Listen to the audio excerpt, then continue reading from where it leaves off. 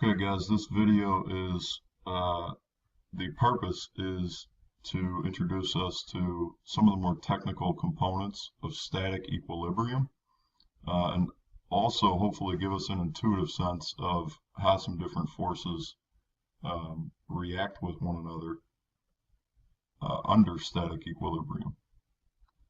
So what we want to start with are just some basic terms. Start by defining some basic terms. So that number one, we just want to break down what static equilibrium is. So number one, the word static means not moving. It is immobile. Secondly, we have equilibrium. Equilibrium means that everything that is balanced. So everything going on in these particular scenarios are not moving. They're immobile objects, and all of the forces that interact within these scenarios are balanced. And we'll talk more about that as we go forward. All right, so looking at basic principles of static equilibrium. Number one, and these are things that we already talked about generally, but number one, all forces have to be accounted for under static equilibrium. So for us, with the systems that we're going to be looking at, we need to ask which forces do we need to account for. And so for our basic systems are going to be two-dimensional systems that we take a look at. And so we need to make sure that we account for all forces that act in two-dimensional systems. So the forces that act in two-dimensional systems, I want you to make a note not only of what these things mean, but also the notation that we use, because we're going to carry that notation through. So the first one is F sub x. And what this means is the force or forces acting in the x direction. And by x, I mean horizontal direction, so left and right.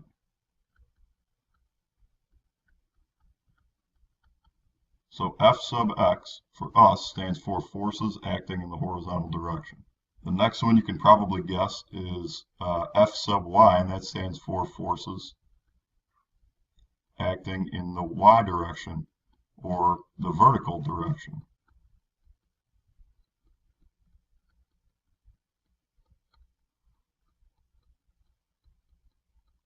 So those two for two-dimensional systems make perfect sense. Two dimensions is essentially the x and the y, or the vertical and the horizontal directions. The last one is something that might be a little bit new, and basically the last one is referring to forces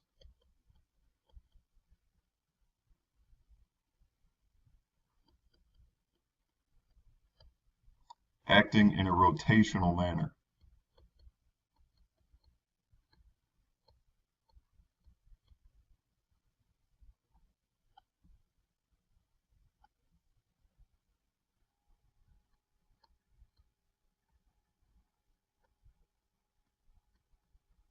So we're looking at M we'll use to represent, this is called a moment. And these are all the forces that act in a rotational manner. So we'll talk more about that as we go through, but our basic principle of static equilibrium is that all forces must be accounted for, and we account for those forces by looking at the forces that act in the horizontal, the forces that act in the vertical, and also rotational forces, or things that make something rotate. So checking out the next basic principle of static equilibrium, we've got that all forces must be accounted for. And then the second one is that every force that we just talked about has to have an equal and opposite force or reaction force. And the reason that this is true is because we're talking about systems that are in static equilibrium, meaning they're not moving. They're not moving. And so because they're not moving, if a particular force is being applied, we know that an equal and opposite force also has to be applied. So what this means for us, especially mathematically, and the way that we deal with things mathematically, is that we have equations that we can set up when we're in a state, when a system is in a state of static equilibrium. So within these equations, hopefully you recognize we've got those variables that we've set up. So F sub x, remember, are the forces that are acting in the x direction. This symbol, if you've never seen it before, is a sigma, and it just means sum. All right, so we've got the sum of all the forces acting in the x direction is going to be equal to 0. So what that means is every force acting in the x direction, when we add all of those up, we're going to get a net force of 0. And again, just to reiterate why this happens is because we're in static equilibrium. Nothing is moving. So if we have a force acting in the x, we know we've got a separate reaction force or opposite force that acts equally in the other direction, so that particular member or system is not moving. So again, just to give you some kind of some statements here of what these things mean. The sum of the forces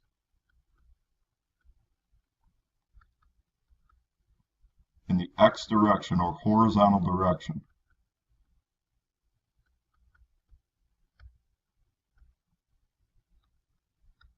has to be 0. Looking at the second one, the sum of the forces in the y direction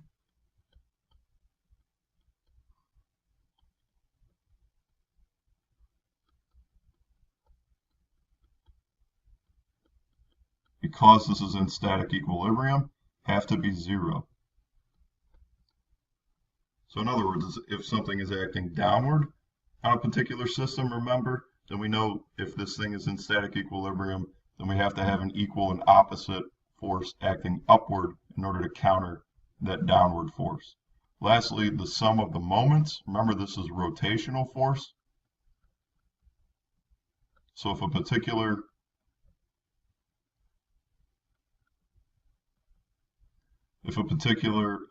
force is causing something to rotate in one direction, if this thing is in static equilibrium, we know that there has to be an equal and opposite rotational force that balances that out. So the sum of the rotational forces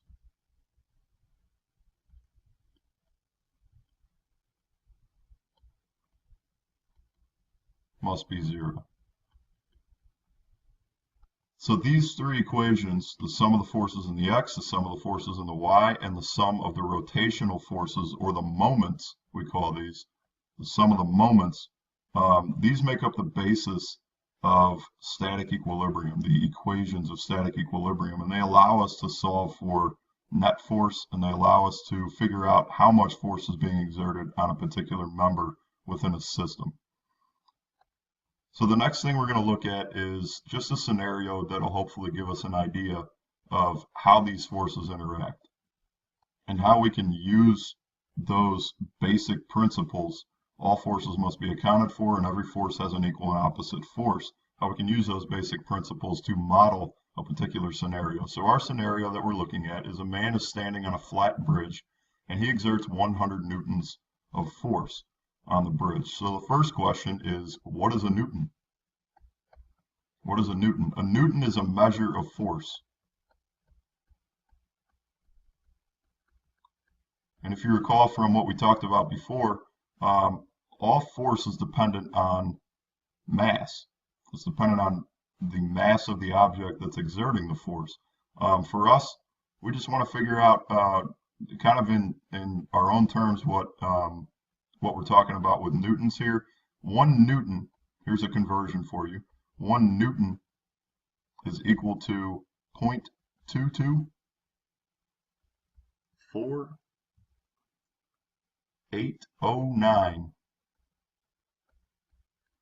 pounds of force being applied.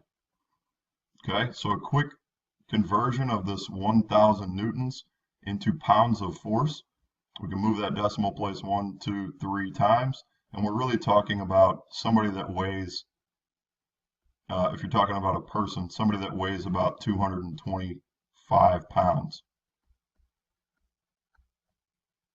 So just so we have a good idea of what's going on, we've got basically a man that weighs about 225 pounds is standing in the middle of a bridge here. So let's talk about what that means within the context of these basic principles of static equilibrium. Number one, all forces must be accounted for. All right, so we've got the force that's being exerted by the man's mass on the bridge. But we also need to talk about, because this is in static equilibrium, this bridge isn't snapping, it's not moving anywhere, what other forces are in play? And because we know that this 225 pound of force is being exerted on this bridge and it's not moving, that we've got to have equal and opposite forces in play here that the bridge is exerting kind of as a reaction to this force being applied to it. And so what we have are basically two columns that support this bridge. And what happens is at these points,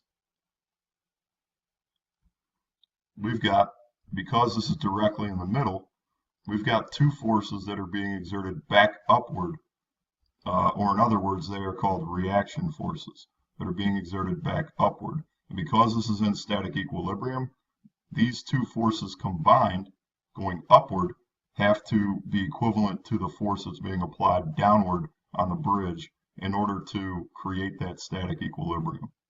So a little bit of quick math here. Because 1,000 newtons is being exerted down, we know that the reaction forces that come back, that the columns are exerting on the bridge in order to balance this, are going to be 500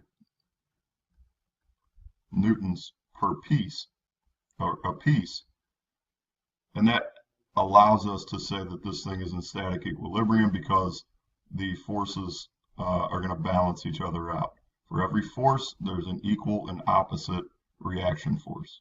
So the next thing that we want to check out is what happens if now the man is not standing in the middle, in the absolute middle of this thing, of this bridge, but now he's shifted a little bit toward one of the columns. So I think intuitively we understand that if you shift a force toward one side or another, more of that force is going to be exerted on one side than the other. And think like maybe a teeter-totter. If you have a teeter-totter and you've got a force on one side, well, that's going to push that teeter-totter down.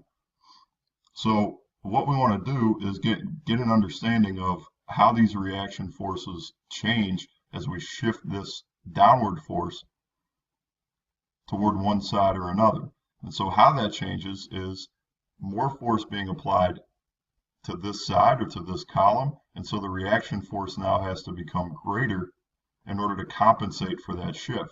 So we don't have exact numbers. We don't know how close this is to this side, so we can't calculate exact numbers, but this force has to be greater. And remember that we show the magnitude or the amount of force that's being applied in one direction by the length of the vector that we draw. And so we draw this vector a little bit larger or a little bit longer in order to exhibit that there's more force being applied now at this particular joint or by as a reaction force. And over here, we've got a little bit smaller amount of force being applied as it compensates for this shift. Okay, so one more thing we're going to look at, what happens if we shift it almost all the way to one side, and hopefully intuitively we understand now that all of a sudden the vector or the reaction force on this side has to become even greater in order to compensate for that shift. So the closer you are to a particular joint, or in this case a column, a contact point, the closer you are that that force is being applied downward to that joint, the greater the reaction force at that joint and the less the reaction force. And remember, we have to keep these balanced. So these two vectors, or these two reaction forces, are going to equal 1,000 still, but they are relative to the location of the downward force that's acting on this particular beam.